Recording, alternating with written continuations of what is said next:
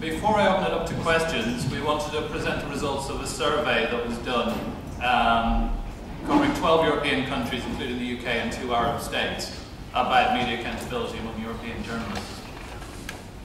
So behind me there. And just a couple of interesting outcomes to this. So, contrary to the view of editors at the Leveson inquiry, journalists everywhere believe that economic pressures is the biggest single influence on falling standards, except in Italy and Tunisia, where government interference gets more of the blame. I think we all agree those are very extreme cases. Journalists believe that the public are far more likely to trust publications which publish corrections and apologies. Journalists everywhere feel more accountable to their own consciences than to formal regulatory systems or professional codes. This does open up the question of one of the NUJ's campaigns has been around a conscience law, another thing that was rejected by the BCC a few years ago, but actually allowing journalists individually to argue that they argue for the editor's code and not just their editors who have been consistently breaching it.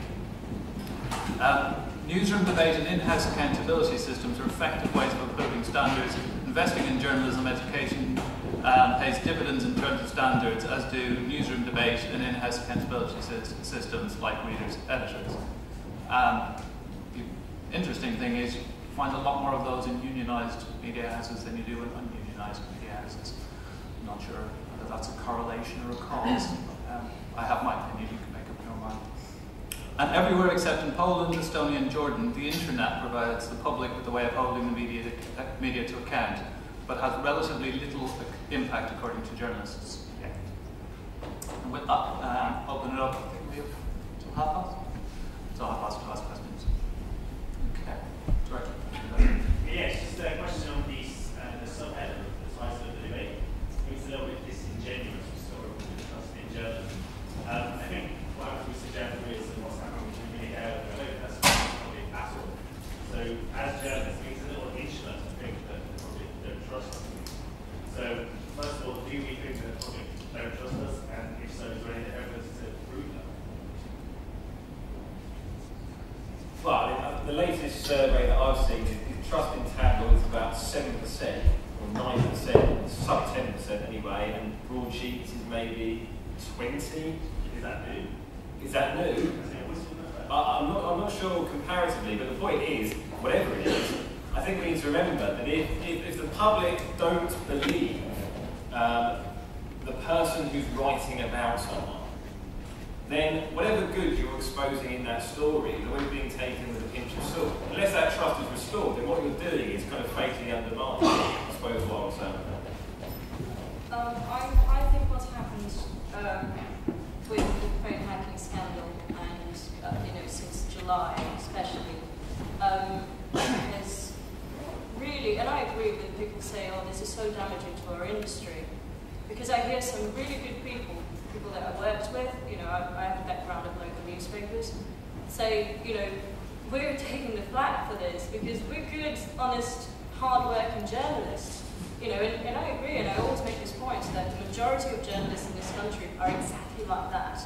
But unfortunately, it's undeniable that questionable, allegedly criminal things have happened for quite a long period of time. And unfortunately, we might have opened a can of worms, but it was something that needed to be done. So I really sincerely hope that trust in journalism is restored by the editors and any journalist as well. And I really hope that things change in local newspapers. I mean, I have to say, Mike, that what you said about the evening post is brilliant. I mean, it's great that your newspaper is fully staffed, because I worked at a local newspaper in South London, which was a weekly newspaper with 20 pages of historical news, and I was the only reporter in the title. But because I really wanted it, instead of just press releases, to have actual news stories, I would go to every single council meeting that I could, and I ended up working 62 hours a week. And lots of other local newspapers, go through the same. And I hope that this changes, and I sincerely hope that trust in journalists and journalism, as a whole, is restored. Gentleman at the back there in the black jacket, wants to make a point on this? Yeah, the trust thing.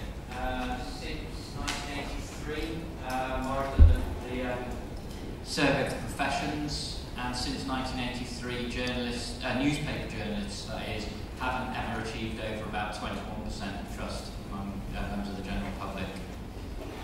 The other thing I just wanted to say, I was a bit astonished by Mike's comments actually, because when I first came to Bristol, when I arrived in Bristol about 7 or 8 years ago, the local NUJ were running the Journalism Matters campaign, and there have been massive cuts of staffing at the Post and other newspapers in Bristol for years now.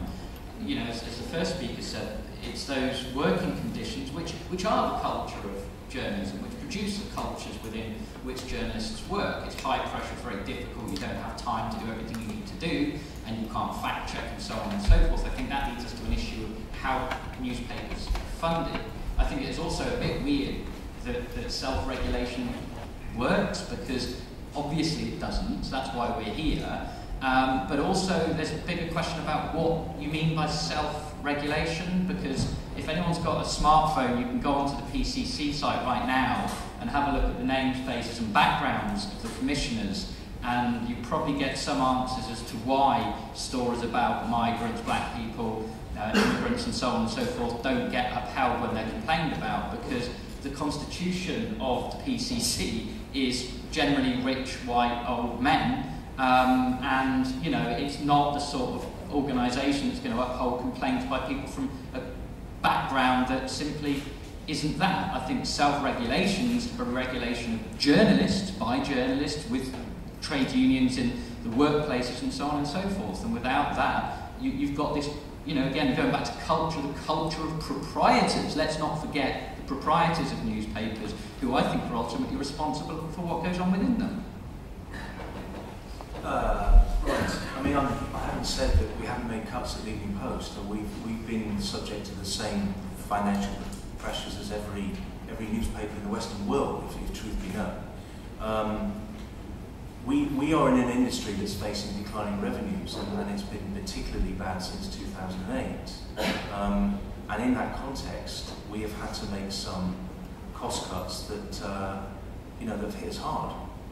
You know, so I'm not sat here saying we haven't made cuts, but I still maintain, and you know, gathering content in a city like Bristol is incredibly expensive. And it costs an awful lot of money, and we still have a lot of people doing it, and are trying to maintain the quality that readers expect from the Evening Post. But you know, I've never said we haven't made cuts.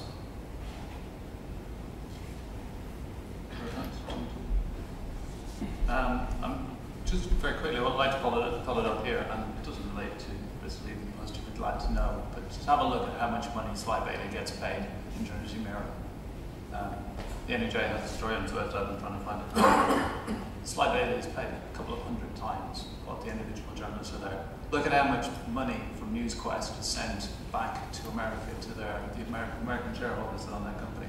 Local media still makes money, just too little of it is invested. And you're in Northcliffe in a slightly different situation. But in terms of Johnson Press, Trinity Mirror and NewsQuest, huge amounts of that money is taken out of the industry and given to shareholders.